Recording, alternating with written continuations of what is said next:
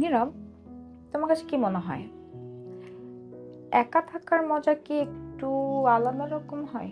সিফাত, আমার মনে হয় একা থাকার আনন্দ যে একবার পায় সে জীবনে কোনোদিন আর কষ্ট পায় না। সে জীবনে কোনোদিন আর ভালোবাসার জন্য ভিখারি হয় না, সে সম্পর্কের জন্য দুই হাত তুলে ভিক্ষা করে না।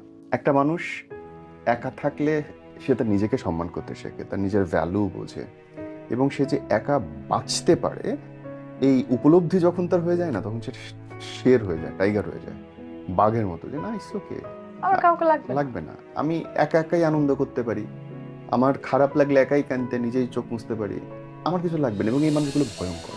আই রিপিট, যারা একা থেকে অভ্যস্ত, যারা একা থাকতে শিখে যায়, তাদের সঙ্গে বসবাস করাটা কিন্তু মুশকিল। তুমি যদি কাউকে একা একবার করে দাও, স্টেপটা আগায় দাও যে যা ভাল লাগতেছে না, ইগনোর ইগনোর ইগনোর ইগনোর, এবং সেই ইগনোরের পর যে একটা সময় যদি সে ইউটার্ন নেয় যে ঠিক আছে আমি একা থাকবো, এই মানুষটা ভালো।